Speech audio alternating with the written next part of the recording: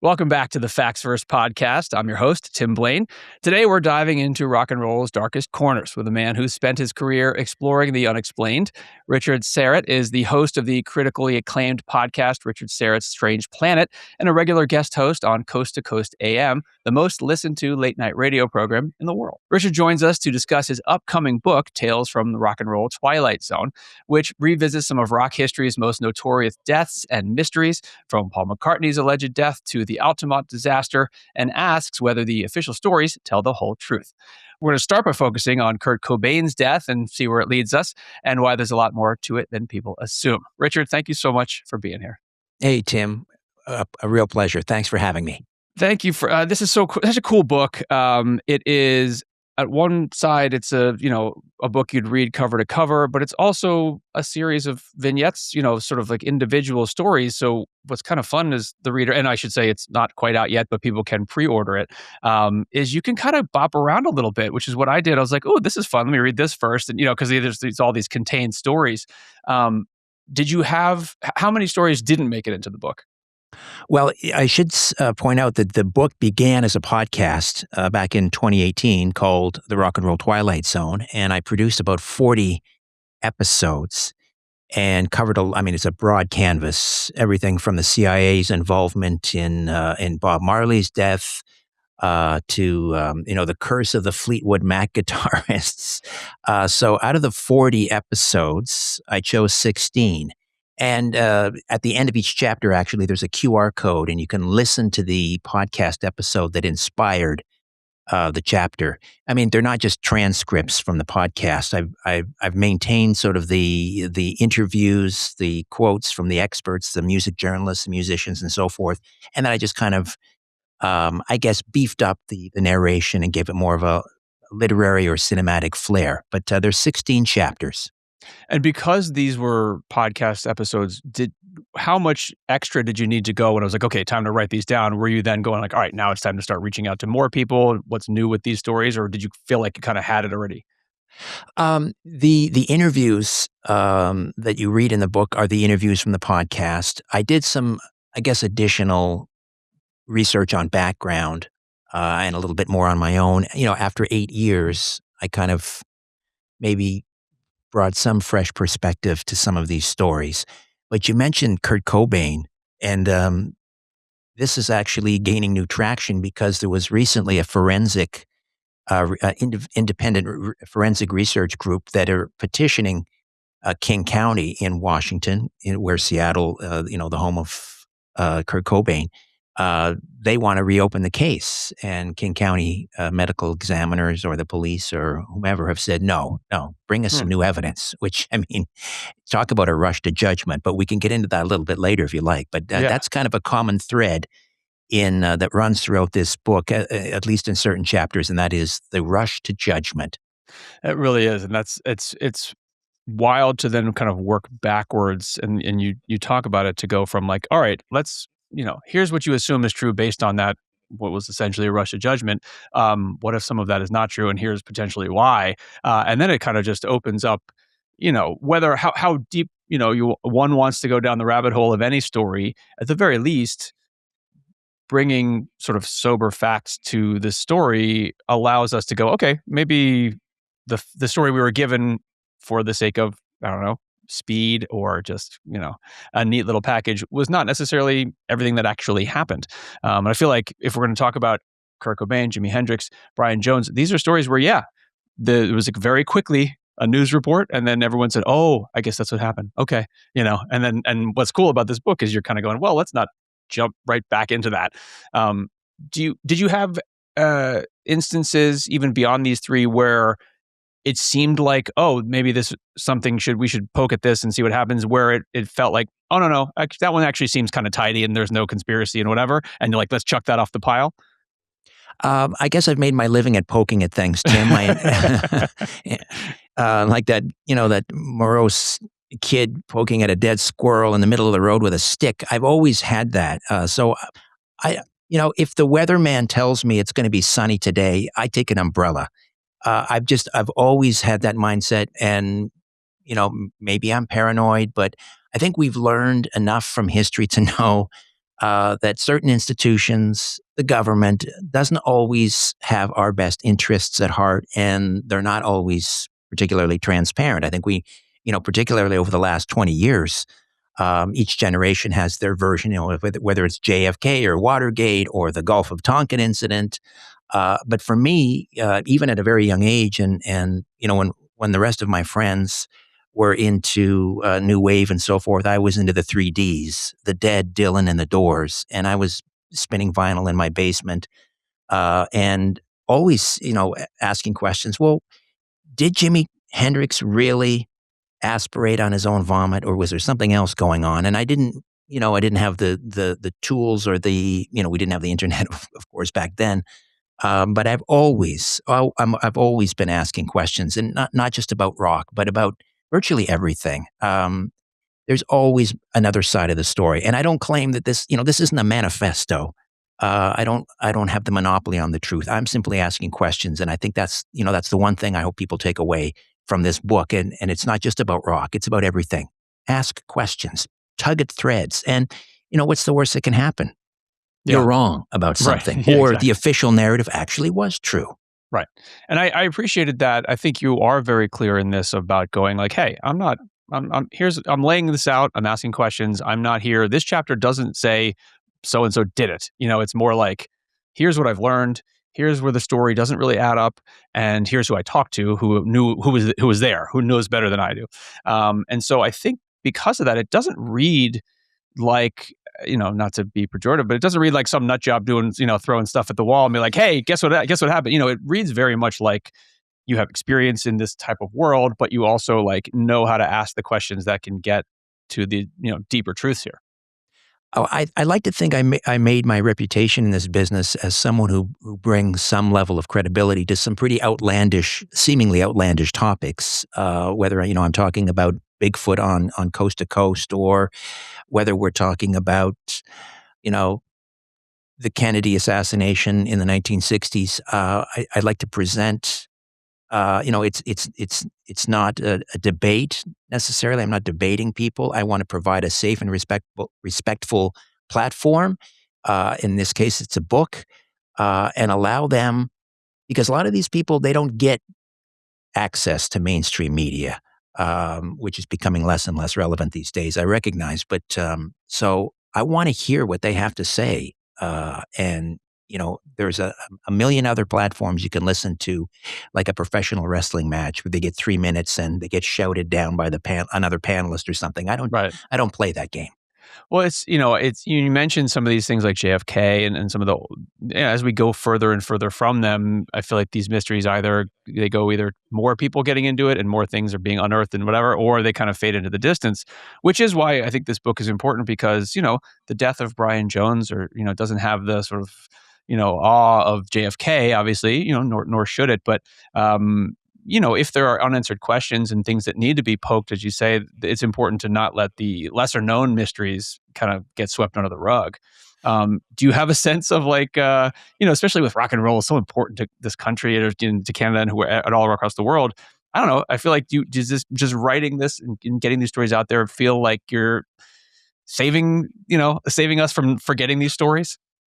I hope so. It would be nice to think that, because these are real people, and some of them have been dead for a very long time. Brian Jones, 1969, for God's sake. But I think it's important to sort of reestablish his bona fides as not only the founder of the Rolling Stones, but he was the flamboyant one. He was Yeah. the charmer. But the management of the Rolling Stones quite quickly figured out, well, wait a minute, he's not the lead vocalist. The lead vocalist has to be the one with the swagger and that moves like Jagger. Right.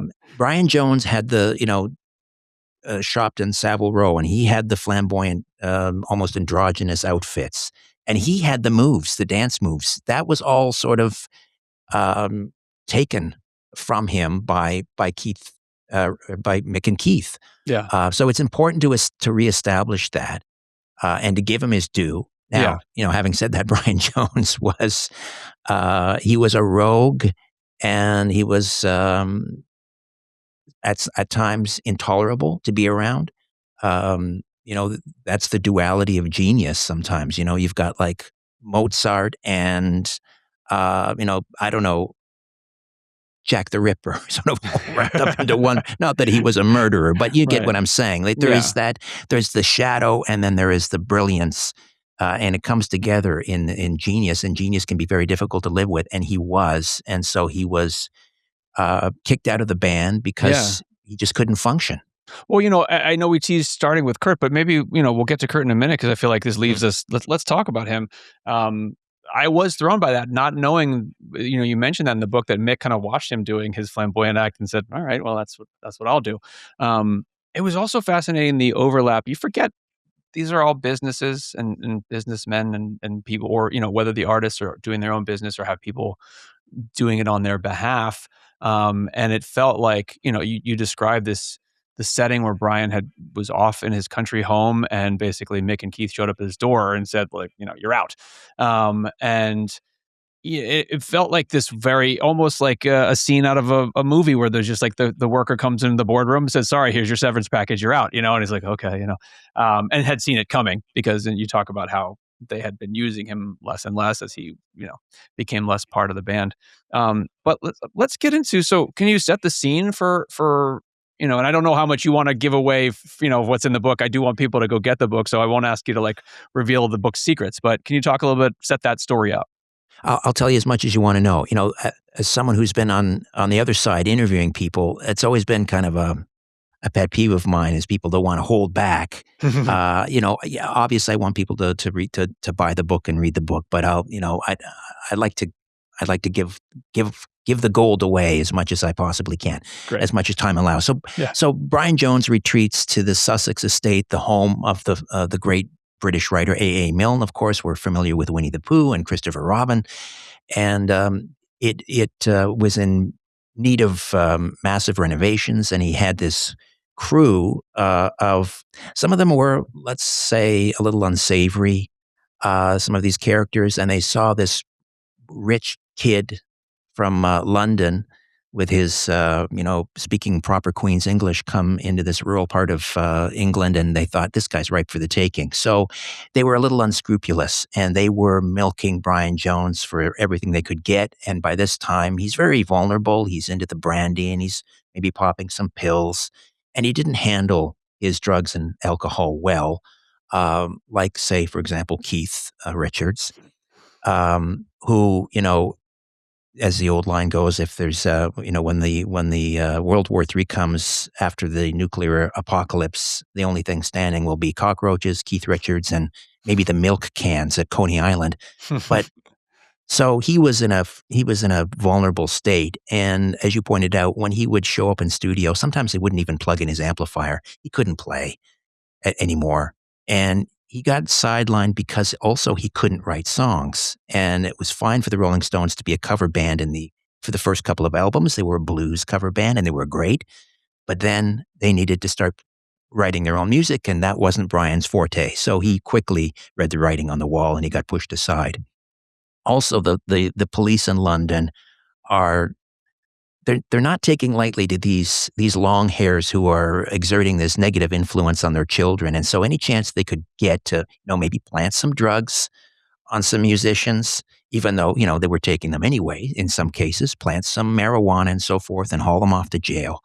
They did that to Brian. And so he wasn't able to leave the country, and the Rolling Stones had a big tour coming up in the United States. So he couldn't make that. So Keith and Mick go down, and I think it was Keith, basically. Mick was kind of talking, around the periphery of the issue, and Keith, being as blunt as he is, just said, I think the term he used was "cock, you're out." And there's an apocryphal story that things got kind of rough, and Keith Richards, who keeps a blade in his boot, which is true, he pulled that blade out and he supposedly held it to Brian Jones' throat. That, as best as I can determine, never happened, but it makes for a great story. Yeah. Well, so let me So, just stop you real quick. So when you hear that, and then that's sort of become part of the narrative, what's your process about, like, all right, who do I talk to? How do I figure out if this is real? well, I spoke with Jeffrey Giuliano. There was two or three great authors and researchers I leaned on in this chapter and initially the podcast. Jeffrey Giuliano um, wrote a great book about Brian Jones, Painted Black. I think it was called Painted Black, The Murder of Brian Jones. And Jeffrey Giuliano knew and knows a lot of sort of the Rolling Stones inner circle and people that were good friends of Brian Jones. So I'm not getting it firsthand, obviously, because Brian is no longer with us, Right. but I felt like I was getting from a pretty reliable source. And Gotcha. I mean, if someone's writing a book, that story is gold. I mean, Yeah. the idea that Keith pulled a blade out of his boot and went at Brian Jones. I mean, the temptation would be to want to believe it. So when someone says, no, it didn't happen that way, to me, that has a lot of credence. Yeah. Right. If the movie version of it, that scene is in, um, with the disclaimer of exactly. like, this is based on the story of. Exactly. Okay, sorry, continue. So things just kind of spiraled down from there. Now, the thing is that Brian took it quite well. He took it all in stride, like he knew it was coming. And he just said, okay, fine. And he made some utterances a short time later that he was going to form this supergroup, maybe with John Lennon and maybe Eric Clapton. It didn't happen. Brian had performed his last days on stage ever. And in the next several weeks, a lot of drinking and trying to get rid of these renovators on his property, and they would just, it was just one big bill after the other. And even though he'd been sort of removed from the band, the Rolling Stones headquarters were still sort of overseeing things and paying the odd bill here or there. And so they dispatched a character by the name of Frank Keelock. Frank Keelock was the fixer with the Rolling Stones. I'm sorry, Tom Keelock. I was going to say, I think it's brother. Tom. Yeah. Frank was his brother with Scotland Yard. There's another Frank in the story, but Frank Thorogood. But Tom Keelock was the fixer with the Rolling Stones. And he got kicked out. He got fired by Keith because he was skimming. And so, for example, if the band had to order, furniture for, a recording studio or something, he'd order some for himself and keep it on the bill, and it'd end up in his apartment. They fired him. So what's Tom Keelock going to do? Well, he figures, maybe I can attach myself to Brian Jones now because, he's kind of out of it and he won't notice if I'm, robbing him blind. So he makes his way down to Cotchford Farm, as the estate was known. And there was a lot of interesting people gathered around that night, some girlfriends, some former girlfriends, a nurse who was kind of Brian's babysitter, really, because he hated to be alone. And some of these workers on the property that just would never leave, including the sort of the foreman, whose name was Frank Thorogood, who really didn't like Brian, and he was not a nice person. And there was also, and I won't get too into this, it's in the book, but only just because time doesn't allow. But as it came out later, there was possibly an undercover member of Scotland Yard on the property. Yeah. Which causes a lot of complications in this case, because if you're undercover and something, let's say, the official cause of death was death by misadventure, accidental drowning. But if there was something else going on in the property, you can't now announce, we had an undercover cop on the property. If there's a cover up and there's an undercover cop there, it gets very complicated. There was a cover up, as we can get into. But so Brian decides at a certain point he's going to go for a swim. It's very late. The steam, it's just rising off the pool. He had floodlights on the pool, and it was a very hot and muggy night, and it just looked like the gates of hell had opened up. Brian goes for a swim. Nobody seems to notice. He's missing, and when they finally come out to the pool area, there's Brian Jones, the founder of the Rolling Stones, a man who could master any instrument in hours, they said. Never picked up a sitar in his life. He picked it up, and a couple hours later, he's recording. Yeah. There he is in the fetal position at the underneath the diving board. And it took them a little while to get him out of the water and onto the pool deck. He remained there for hours and hours and hours. When police arrived, they found, I believe it was Tom Keelock, burning Brian's clothes in a little bonfire off to the side. And what's interesting about this case, just to cut to the chase here, is instead of bringing in the medical examiner from Sussex, that would have been his jurisdiction, the prime minister at the time, Prime Minister Heath, appointed his own personal physician to come and do the autopsy, and again declared death by misadventure, accidental drowning. Now, Brian was an asthmatic. They tried to say that a little bit of alcohol combined with perhaps an asthmatic attack. It really doesn't wash. Brian was an exceptional swimmer, as his former bandmate Bill Wyman could attest. Bill Wyman talked about a tour they went to in Australia, and how Brian would just rush right into the choppy waves and the strong tides. He was never afraid. He was a great swimmer. He was on the high school swim team. He was a great diver as well. And if you look at a swimming pool, it's maybe 1-2 strokes to get to the side.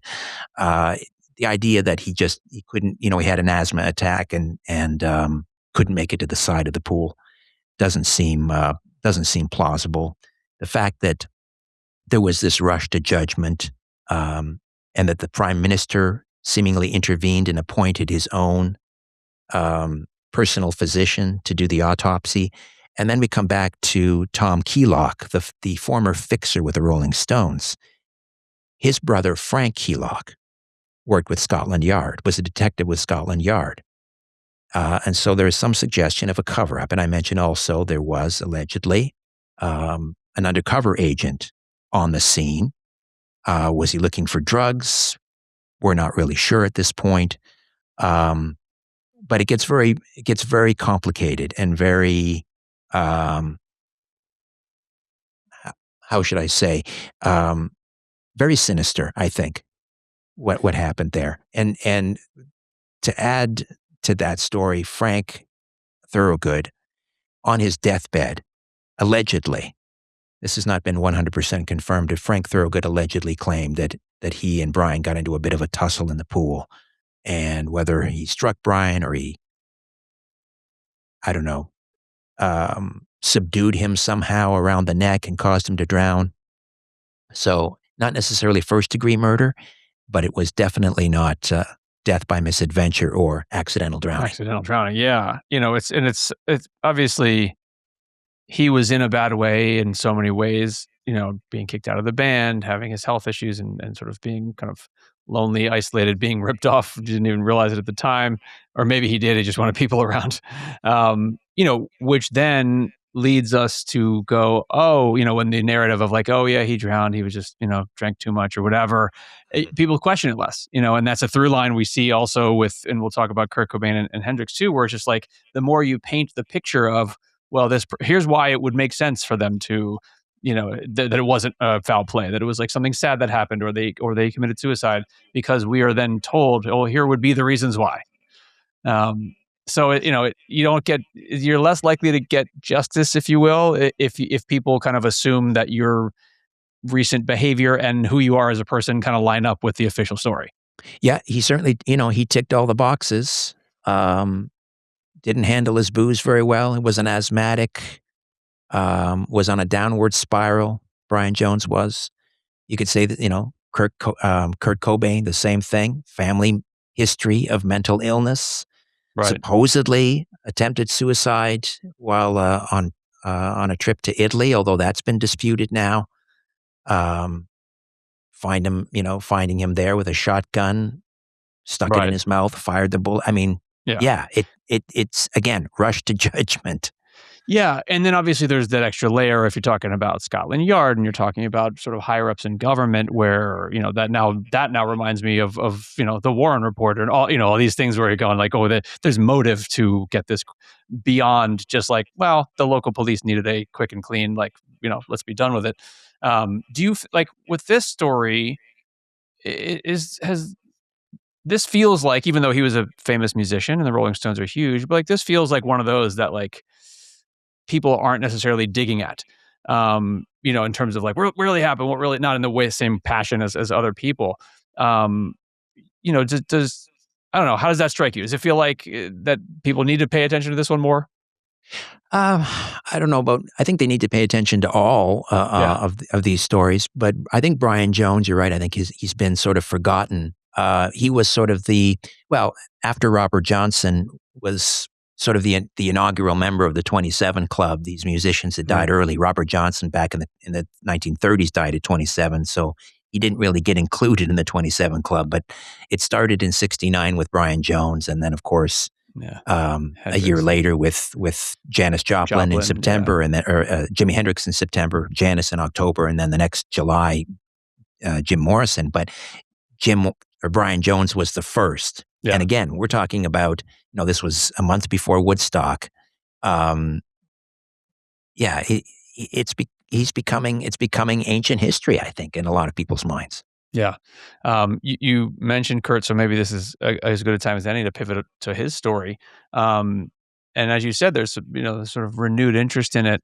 Um, but I was fascinated with this, where like a little bit of what we've talked about, how all these things lined up. Where as I'm reading it, I was going, yeah, yeah, that's true. He was, he was a heavy addict. He had this horrible stomach pain, and he was using, and he was suicidal, and all those things. That he was clinically depressed, and then sort of one by one, you take us through the evidence in the sort of firsthand accounts that like these weren't necessarily true, and they all fit that narrative. Working backwards, they fit the narrative of like what would someone need to be this famous rock star to do this to himself.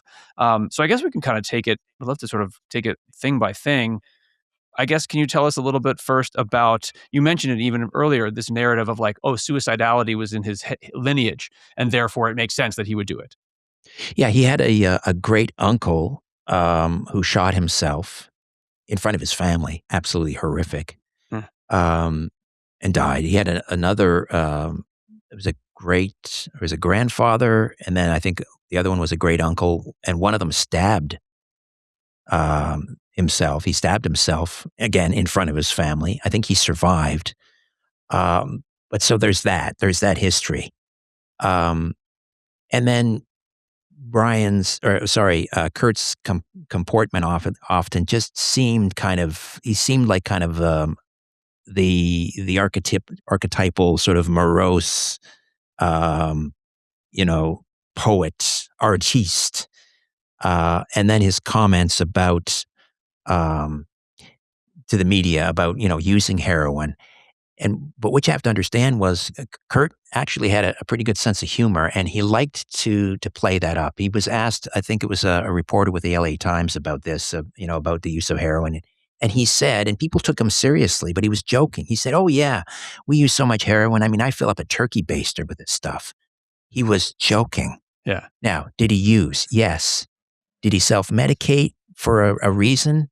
Yes. He had an undiagnosed stomach ailment that lasted, years and years and years. It was never properly diagnosed. It was never properly treated. And so he used heroin. Um, but to suggest that he was a hopeless heroin addict really does his legacy and his memory a disservice.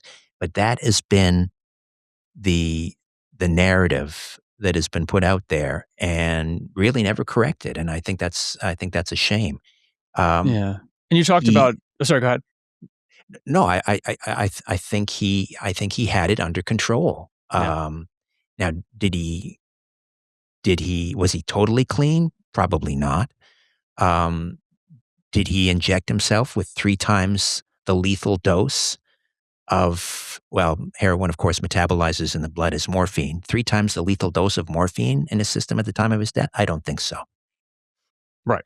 Which and just to talk about the suicidality of it, I think you said it was an interview with Rolling Stone a few, like pretty soon before he died, where he mentioned being kind of happier than he had been in a while, and that his stomach stuff had been diagnosed and he was getting treatment. He was feeling better. So kind of Yeah, certainly trending in the much better direction than someone who's kind of on a downfall.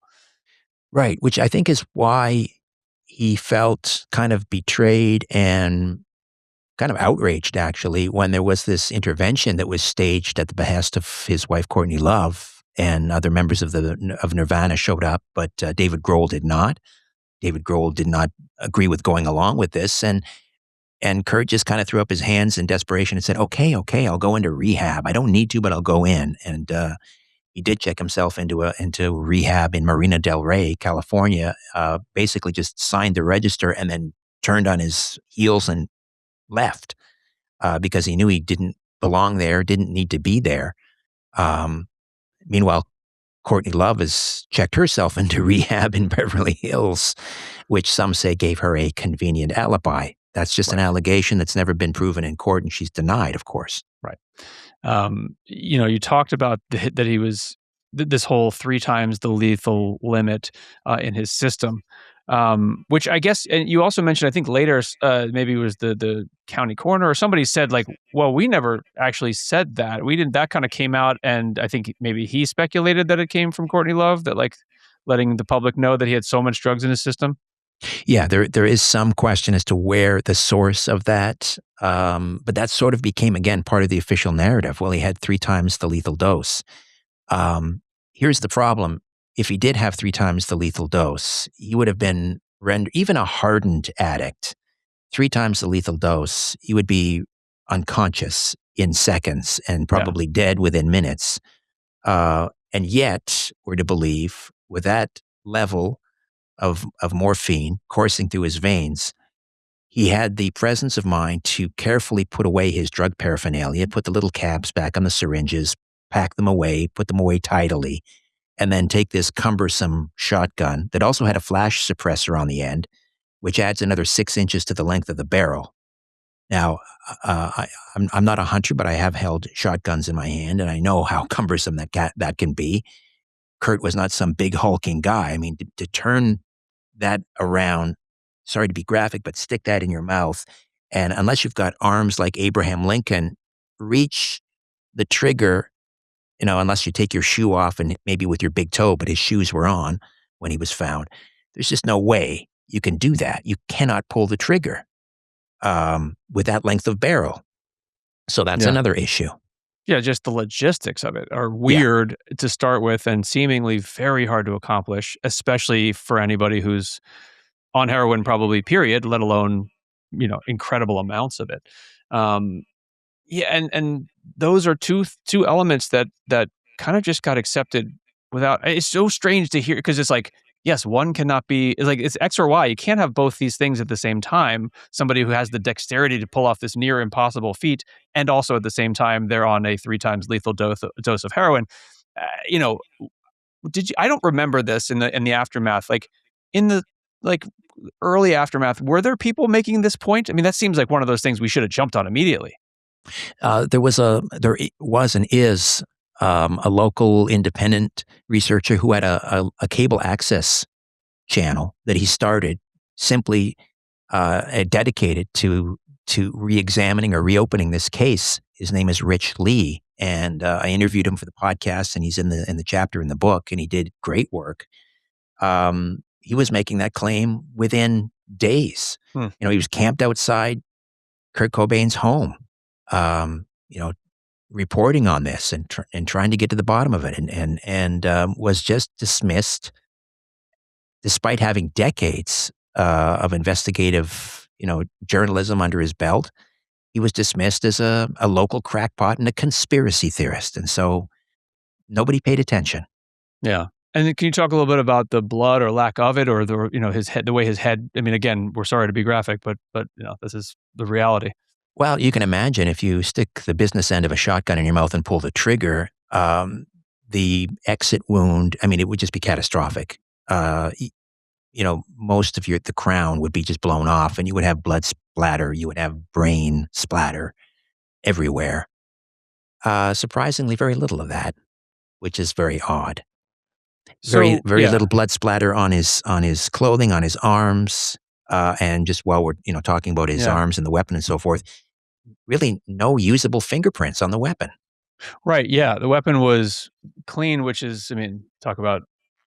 I mean, that's so funny because it's like if somebody is trying to, make it look like a suicide, you'd think they wouldn't wipe a weapon clean, but that's or I guess maybe then the argument is like it wasn't even there at all, and what I mean, I don't know. I guess my first takeaway is all right. Well, then what?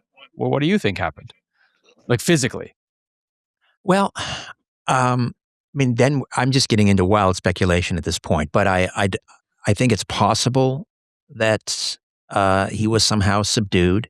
And let me just back up for a moment because the time of death was listed as April 5th. An electrician found his body above the garage in the greenhouse April 8th. But April 5th is interesting because I watch police procedurals all the time, and I know it's not an exact science, but usually they can say within a couple of hours. Well, this person has died between the hours of 10 p.m. and midnight, or maybe 9 and 1 a.m. They can't even say either 24 hours before or afterwards. So this April 5th date of death just became kind of arbitrary. It could have been April 4th. It could have been April 6th. I Hmm. mean, to me, that's incredible. You can't even nail down the time of death within a day. Yeah. So he's found April the 8th. So he checks himself out of Marina Del Rey, the rehab, around March 31st, I believe. And then he goes missing. He's flying home. Guns N' Roses bassist Duff McKagan actually has a chance meeting with him on the plane, and they talk. And Duff McKagan said, "Oh, Kurt was in great spirits." But after that, he kind of goes off the radar. We don't know what happened to him, and which is important because this is when Courtney Love, who is herself in rehab in Beverly Hills at the same time, hires an investigator by the name of Tom Grant, who would later say, looking back, it was kind of odd that she had this convenient alibi. Anyway, Tom Grant goes looking for him. They don't find him, and he shows up 5 days later, dead, or I should say 8 days later, dead, when he's ultimately discovered on April the 8th. So where was he all that time? Was he being held somewhere? Was he, I don't know, bound and gagged and drugged? Yeah. And then after he died, was he shot? We don't know. We don't know. I don't know if we'll ever know. Yeah, it's such a bizarre thing, and it feels, if we're talking about mysteries of the 1960s, then I might go, okay, I get it. They don't know, they didn't have the technology to know, within a few hours. But this feels recent enough. I mean, I don't know the science of it, where it's a little bit weird that we certainly don't even know what day he died. Um, like, so Courtney wasn't, and you're very clear, in the chapter that you're not here to start accusing Courtney of whatnot, and but can you talk a little bit about where they were at in terms of potential divorce and what that would mean for her? Well, we do know from their attorney, Rosemary Carroll, that Kurt Cobain was changing the will. Now, he hadn't signed it. Conveniently, conveniently, he hadn't signed it. But had he signed it, had it gone into effect, everything would have gone to his daughter, Frances Bean, who he absolutely adored. It sounds like he was ready to step away, certainly from Nirvana, maybe from the music industry entirely for a while, to dedicate himself and his time to his beloved daughter. Everything would have been directed towards her, all of the future royalties. Now, if you look at any of the lists ranking the top dead celebrities in terms of earnings, Kurt Cobain is always at or near the top. We're probably talking about, close to $1 billion, I would say, in royalties over the last 30 plus years. That would Mhm. have all gone to Frances Bean. Now, in Courtney's defense, I suppose, her band, her musical career, pretty successful in her own right. One could argue she didn't need the money. Uh, but whatever, whatever she's earned, I think would pale in comparison to the royalties that Kurt Cobain has brought in since he died. Yeah, yeah. Which, obviously that is a motive, and which is not to say that that's enough to make somebody No. do a crime like this or have it done. And speaking of have it done, can you talk a little bit about Eldon Wayne Hoke? Eldon Wayne Hoke, a.k.a. El Duce, was a musician and a bit of I guess they called it shock rock. he was more of a performer on stage. And if you've ever seen a picture of El Duce, a great big hefty fellow with a shaved head, and I think at one point he had a mohawk and tattoos and piercings, and you can imagine, you can picture what he might look like. Um, he was interviewed. I believe it was Nick Broomfield who did the documentary on Kurt and Courtney. He interviewed El Duce, and El Duce on film says that one night after a performance, he was approached by none other than Courtney Love, and she offered him a certain amount of money to kill her husband, to kill Kurt Cobain. And he responded, "Are you serious?" And he said, or he quotes her as saying, "I'm as serious as a heart attack." Now, if memory serves, don't quote me on this, I think she may have alluded to, using a shotgun or some sort of a weapon to kill him. Anyway, he refused to do it. However, about 2 days after Nick Broomfield interviewed him, he was found dead, face down on the railroad tracks, hit from behind by a freight train, which has caused some suspicions, let's say.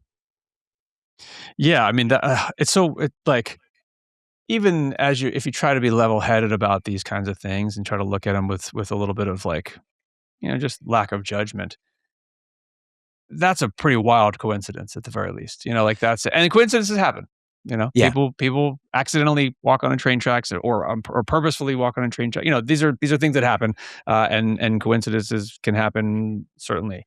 Um, that little part of the story is just a wild element. Yeah, Yeah. if I can add one more thing. Now, Yeah. this isn't in the book, so people can sort of file this away and add to it. And that is that the medical examiner later admitted that he should have recused himself from the case. He had no real background in toxicology, which is important. Perhaps more importantly, however, he admitted that he had a friendship, or perhaps even more. There's some suggestion that there was some intimacy between him and Courtney Love, if you can believe it. Wow. Okay.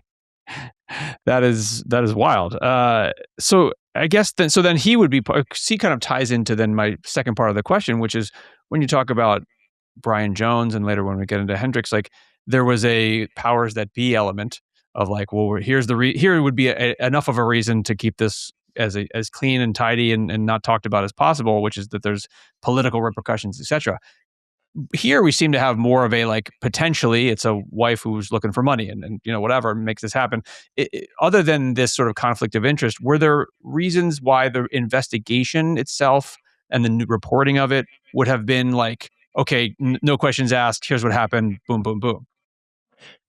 Again, we're into the realm of speculation, but one could easily conclude that certain people on the police force or in the medical examiner's office, perhaps, were influenced, let's say, whether that took the form of a bribe or a threat. I don't know. I don't know. Yeah. But there you have it. I mean, I think that's a Yeah. pretty damning admission by the medical examiner that he should have recused himself, and that he sort of hinted, didn't come out and say it, but there's a strong suggestion that he and Courtney Love were intimate partners. The other component, which we haven't touched on, was the sort of bizarre suicide note, which has multiple sets of handwritings, it seems. Yeah, this is the first half of the note is kind of a generic. One could almost suggest a fond farewell, a love letter to his fans, saying, "I'm stepping back. I'm stepping back, getting out of the music business," because he actually he hated what had become of Nirvana. He hated the way that the band was branded. He hated being called the voice of a generation. Everybody called him that. He absolutely hated that. He even began to resent the people that were showing up at at the concerts and so forth. The first part of the note is like, thank you for your support over the years, but it's time to step back. Then the second part of the note is a little bit more overt in suggesting, where he mentions Frances Bean, his daughter, and Courtney, his wife, directly saying, essentially, yeah, I can't do this anymore. I got to go. That portion of the note, which was found sort of stabbed into a flower pot into the soil with a red pen near the body in the greenhouse, that part of the note, according to at least 3 handwriting analysts, have determined does not match. And if you compare the two, I mean, you don't need a degree in handwriting analysis to know they don't match. And to further reinforce that point, Tom Grant, the private investigator originally hired by Courtney, who then later sort of began to have his own suspicions about what happened, and Rosemary Carroll, the lawyer, they got to talking, and between them they swapped notes and discovered they'd both realized that Courtney Love, I'm going to say allegedly, had practice sheets found in her, whether you call it a backpack or a rucksack, practice sheets where it appeared as if she were practicing writing in the handwriting style of Kurt Cobain. Hmm. It's a weird thing to do for no reason, if that's true, right? I don't think one finds themselves practicing their husbands or wives. You know what I mean? I guess as a fun experiment with your kid or something. I don't know, but yeah, Tim, there may be a totally yeah. logical explanation for all of this. These are just allegations never proven in court. Right. So I guess where does this all leave us in terms of what it says about Kurt's legacy and I don't know. I mean, obviously the book isn't out yet, but a lot of these stories are out. Like, are you expecting a level of response from fans being like, please keep going with this or let him die or whatever? Where do you think this sits? I'm sure there'll be a little bit of both. I'm sure there'll be some pushback. Why can't you just, let the dead be silent and have peace and so forth? For example, we heard this after 9/11 when people were sort of pulling threads on, why did they find a pristine passport of one of the hijackers? Don't talk about that. You're disrespecting the dead. The pursuit of truth never need apologize. And it's important. Kurt Cobain, yes, he was the voice of a generation, which he hated, but he was, beloved by tens of millions of people. But first and foremost, he was a human being. He was a father, and he deserves justice. And he deserves the truth to get out, and whatever that truth is. And we deserve the truth. Yeah. And what's interesting is too, you take all of these things that we've talked about with his case that are, okay, let's say one of them or two of them have a reasonable explanation that we haven't considered or that it turns out later.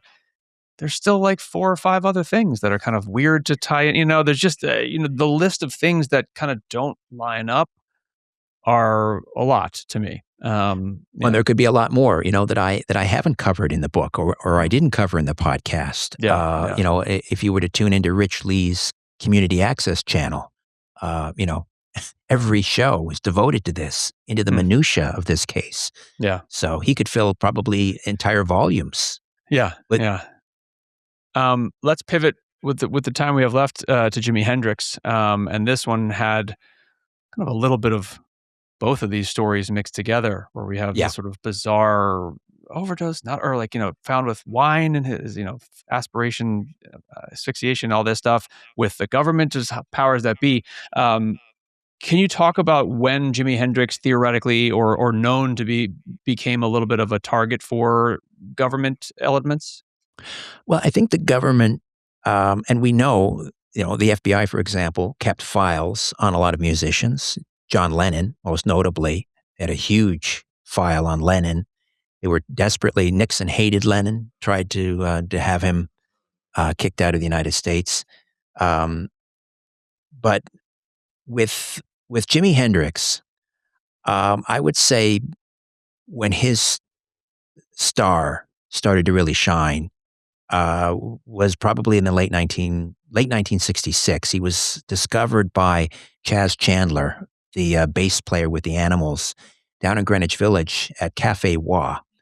But he had to take him to England to get a recording deal, and that's where he really took off in London. When he came back to the United States, he was already a huge phenom in England, and Eric Clapton and the Beatles were just like dumbfounded by this guy's ability. They would all go to the clubs to see him play. They would just stand there in absolute amazement. When he came back to the United States, and it started to happen for him there, and he started to talk about things like the Black Panthers and civil rights, and how he tried for a while to sort of walk that fine line and be politically, let's say, correct, or at least not try not to be too inflammatory. But gradually he started talking about, it's time to welcome the Black Panthers into our communities and so forth. I think that started making people very nervous in certain institutions. You combine that with his management, Mike Jeffrey, who was former MI6, who would brag to anybody, once he got into the cups, that one of these guys, I can kill you with my finger, my baby finger. Well, apparently he could, and he was supposedly an assassin or a killer with MI6. He served in the Suez Crisis in 1956, and people were afraid of him. Jimi Hendrix was his most important client, probably maybe even his only client, and it was his cash cow. And he had a life insurance policy on Jimi Hendrix, which was routine. The record company also had a life insurance policy on Jimi Hendrix. That wasn't entirely, without precedent. But when Mike Jeffrey got wind that Jimi Hendrix was thinking about leaving the management of Mike Jeffrey, not renewing his contract, that made Mike Jeffrey very, very nervous, because he was indebted to the mob. He owed them tens of millions of dollars. And without his cash cow, that was going to be very difficult that bill would be very difficult to pay back. So you have these two sort of forces. You have the disgruntled and dangerous and sinister management under Mike Jeffrey. And then you have the surveillance and the nervousness of the alphabet agencies, worried about his influence, his impact on the culture. Because these institutions recognized a long time ago, if you want to manage or control society, you don't do it with politics. You do it with culture. You aim to control the hearts and minds. And the best way to do that is with the arts. And Jimi Hendrix had a huge influence, not just on young black men, but also on young white men and women. And that was of concern for them. So I wonder in the book whether or how Mike Jeffrey, if in fact he was responsible for Jimi Hendrix's sudden death, whether he could have pulled that off without the complicity of certain alphabet agencies who would have been engaged in the cover-up. That's where the CIA or the FBI or MI6 sort of converge on this tragedy. Because he would have theoretically, I don't know, who knows, would have already had contacts in the alphabet agencies as a former MI5. That wouldn't have been, he wouldn't have had to go to the phone book. Can you talk a little bit, you chronicle a little bit, he had a series of setups that he basically got Hendrix arrested, got him kidnapped. He was basically, so he could be the savior, right? Yeah, it's almost classic sort of MK Ultra protocol, where you traumatize people. And what he would do was he would, with his mob friends, he would set up this phony kidnapping. And they were performing Jimi was performing in New York City, I think back in Greenwich Village. And these mobs shoved him into a van and took him somewhere and were holding him, and supposedly called Mike Jeffrey and with a list of demands. And Mike Jeffrey called his fixer, who had even bigger goons waiting in New Jersey, and they arrive on the scene, and coincidentally, they knew exactly where Jimi was being held. I don't know how he knew that. And so these goons from New Jersey overpowered the New York mobsters, and Mike Jeffrey waltzes in like, I'm the savior. Well, he pulled it again, and Jimi Hendrix found out about this sometime later, which probably fueled his desire to get out from under Oh, this wow, okay. contract. Yeah. It happened on another occasion, actually, here in Toronto at the airport, where Jimi Hendrix was arrested after they discovered drug paraphernalia in his luggage. And Jimmy was dating Kathy Etchingham at the time, and he turned to her and said, "Kathy, I quit a long time ago. This isn't. I didn't put this in my suitcase."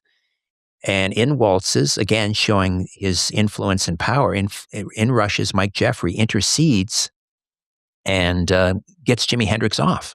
Now he could have been. Think about it. In 1970, in Canada, he could have been in stir for many, many years, but he waltzed right out of there on Mike Jeffrey's say so. And Mike Jeffrey allegedly told Hendrix after that incident, he said, without me, you'd be in big trouble. Said, you can rely on me. Basically, yeah, I'm your savior. And if you fire me, you're going to be food for the wolves. Yeah.